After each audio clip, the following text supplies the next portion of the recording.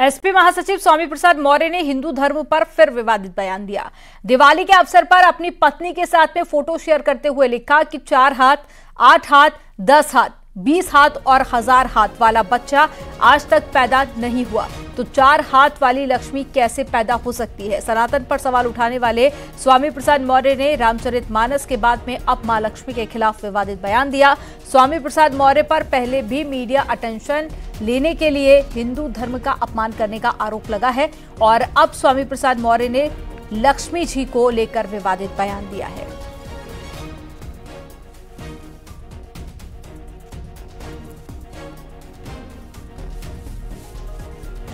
तो ये ट्वीट आपको दिखा रहे हैं, देखिए ये पहली बार नहीं है, इससे पहले भी रामचरितमानस को लेकर स्वामी प्रसाद मौर्य ने सवाल उठाए थे, जिसके बाद में उनको लेकर लोगों में गुस्सा भी देखा गया, आक्रोश भी देखा गया और अब लक्ष्मी जी के स्वरूप पर उन्होंने सवाल उठाए हैं और कहा है कि आज तक 4 हाथों वाला बच्चा पैदा नहीं हुआ।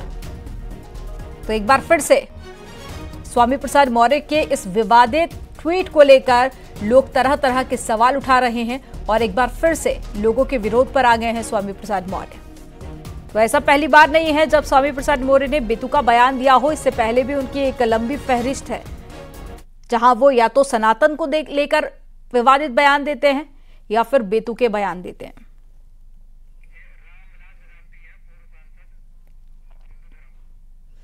पूर्व सांसद हमारे साथ में जुड़ गए हैं रामविलास वेदांती जी। रामविलास जी, पहले तो बहुत स्वागत आपका न्यूज़ 18 पर।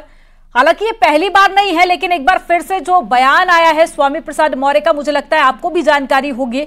इस बेतुके बयान पर आप क्या कहेंगे? देखिए, ये बयान स्वामी प्रसाद मौर्य का नहीं है, ये बयान सपा के अखिलेश जी का है। समझे? स्वामी प्रसाद मौर्य ने अपनी पत्नी को लक्ष्मी बना के जैसे पूजा किया, मुझे ऐसा लगता है कि सपा के लोग भी अपनी पत्नी को लक्ष्मी समझ करके पूजा करते हैं। अच्छा है, लक्ष्मी बना रहे अपनी पत्नी की पूजा करें तो बहुत अच्छी बात है, लेकिन स्वामी प्रसाद मौर्य हमेशा अपनी चाल बदलते हैं, चेहरा बदलते हैं, अपना सिद्धांत बदलते हैं, अपना हमेशा बदलते ही रहते हैं। अब बदलते बदलते पता नहीं कहाँ पहुंच जाएंगे, कुछ कहा नहीं जा सकता है। लेकिन रामविलास जी, ये पहली बार थोड़ी ना हुआ है। अगर पार्टी के नेताओं से बातचीत की जाए बेतुके बयानों को लेकर तो वो कहते हैं ये पार्टी का बयान नहीं है।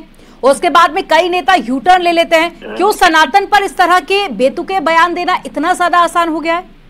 देखिए, ऐसा है, मैं कुछ जानता नहीं, लेकिन इतना समझता हूँ कि ये सपा का बयान है।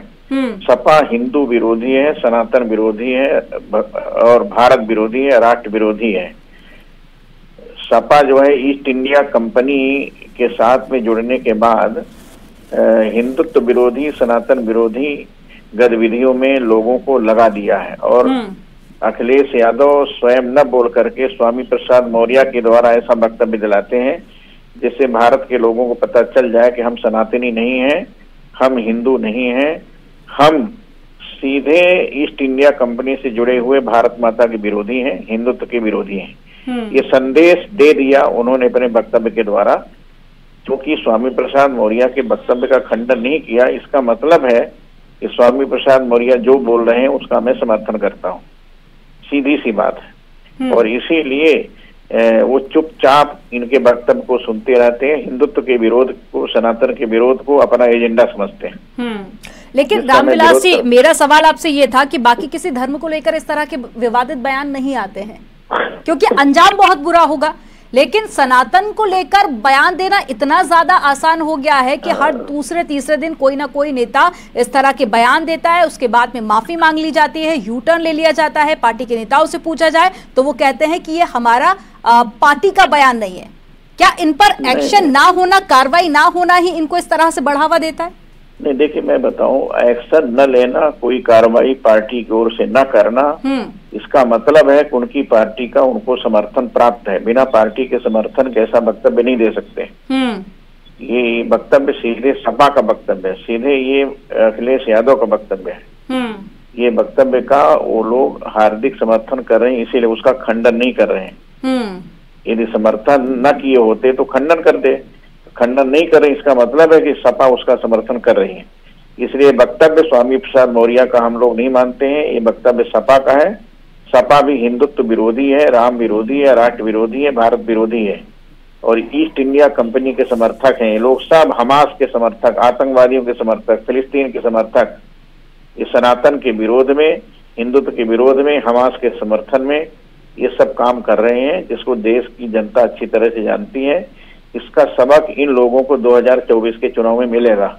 और 2024 के चुनाव में मोदी जी ने जो अपना वक्तव्य दिया था कि सबका साथ, सबका विकास, सबका विश्वास, सबका प्रयास, उस आधार पर 2024 में 400 से ज्यादा सीट भाजपा जीत करके आएगी। इन लोगों के विरोध का कोई प्रभाव भाजपा के ऊपर पड़ने वाला नहीं है। न हिंदुत्व पर पड़ेगा ना तो सनातन पर पड़ेगा। सनातन अपनी चाल पर चल रहा है, हिंदुत्व अपनी चाल पर चल रहा है। भारत माता के गौरव को बढ़ाने के लिए भारतीयता का समर्थन हम लोग सदा से करते आ रहे हैं और इसीलिए मोदी जी चुपचाप प्रतीक्षा कर रहे हैं 2024 की। तो 2024 के चुनाव में जब 400 के पार हम लोग पहुंच जाएंगे तब निश्चित समान नागरिक संहिता लागू होगी, जनसंख्या नियंत्रण कानून लागू होगा और इंडिया दैट इज भारत की जगह भारत दैट इज भारत बनेगा। रामविलास जी, हिंदुओं का समर्थन बीजेपी को मिल रहा है, पिछले कई सारे इलेक्शन में देखा गया। क्या बाकी लोगों के समर्थन के लिए इस तरह की बयानबाजी की जाती है? इसको लेकर मैं सर आपके पास में आऊंगी। दिनेश शर्मा हमारे साथ में जुड़ गए हैं, राज्यसभा सांसद है। दिनेश शर्मा जी, बहुत स्वागत है आपका। एक बार फिर से विवादित बयान सामने आया है, आपने भी सुना होगा, स्वामी प्रसाद मौर्य का बेतुका बयान। और अभी मेरी बात हो रही थी रामविलास वेदांती जी ने, उन्होंने कहा कि ये पार्टी का बयान है। आप किस तरह से रिएक्ट करेंगे?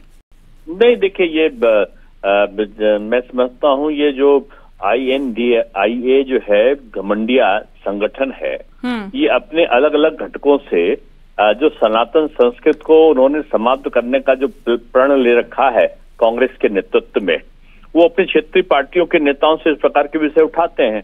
साउथ में उन्होंने इसका ठेका दे रखा है उदयनिधि स्टालिन को और यहाँ पर उन्होंने समाजवादी पार्टी के नेताओं को दे रखा है। और मैं समझता हूँ कि समाजवादी पार्टी और कांग्रेस के नेताओं के सनातन संस्कृत और हिंदू धर्म के बारे में आपत्तिजनक बयान कई बार आ चुके हैं।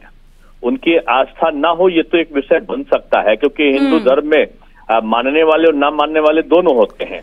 मूर्ति पूजक भी हिंदू है। आस्था ना होना सर एक अलग बात है, लेकिन इस तरह के जब बेतुके बयान दिए जाते हैं तो बाकी सबकी जो आस्था है उसको जरूर ठेस पहुंचती है और ऐसे लोगों पर एक्शन होना चाहिए, ऐसी भी कई लोगों की तरफ से मांग की जा रही है। आप दोनों का हमारे साथ में जुड़ने के लिए बहुत शुक्रिया।